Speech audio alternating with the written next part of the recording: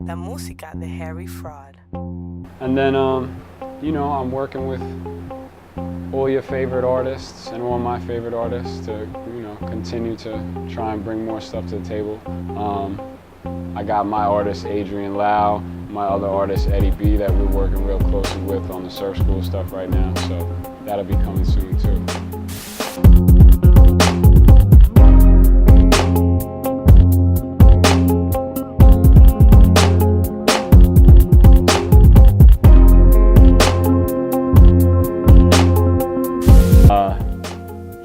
He just like pulled up at my studio one day and was just like, he pulled up just by himself and he was just like, came in and made me play him so many beats. Like I had to play him like probably like 50 beats, and he would, put stuff aside and like say, oh, I like that or I like this. But I definitely think like he was hearing something. Like I could make beats, but I wasn't, I was still learning and stuff, you know what I'm saying? So, but I think, and he was still learning raps and stuff. So I think it was good. We kind of met at the perfect time to like both grow with each other like that, you know what I'm saying?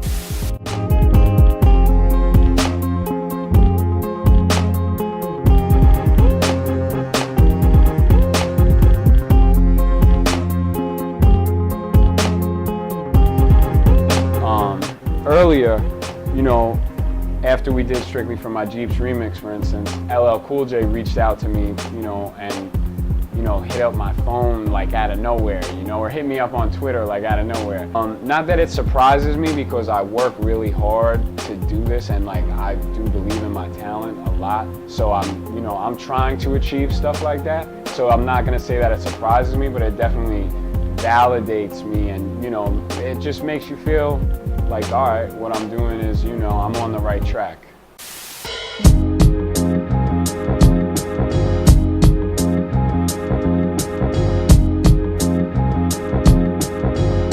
La música de Harry Fraud. I guess my whole team is marvelous. Street life novelist, They see me living up.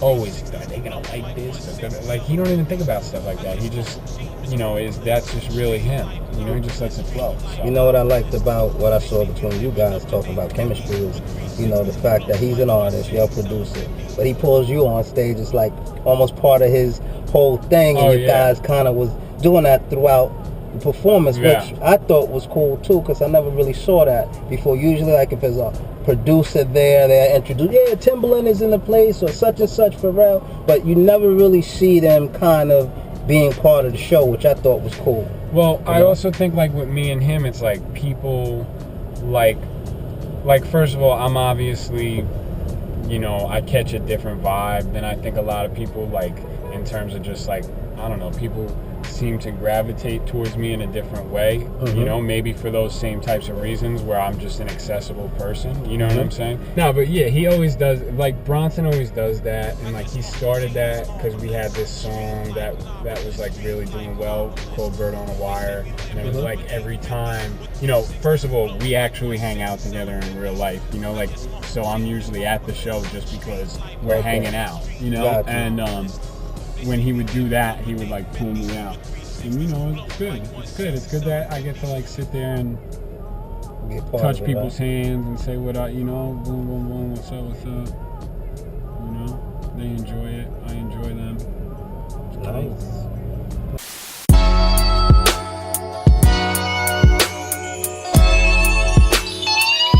La música de Harry Fraud.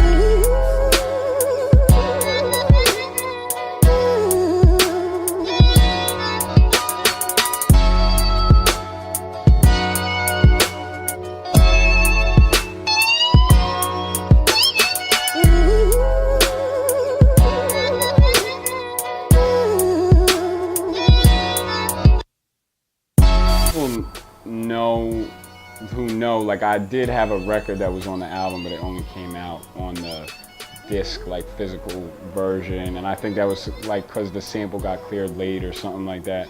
And I just think like where the direction that kind of French took with things and the records that we had done for the album, they lined up here and there, but I think like I was really sample heavy, and he was probably, you know, there was issues with that. I know with different records, clearing stuff and getting stuff cleared in time. And you know, maybe sometimes stuff doesn't always line up. He might have been going for a different vibe for that. And that's, you know, like, that's my brother, and I always trust his direction with anything.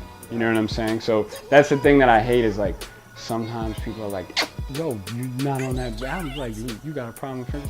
Like, it could never be a problem with me and Frenchie. It's like, it's not, like me and, like French could tell me tomorrow, like, yo, I never want to rap on one of your beats again.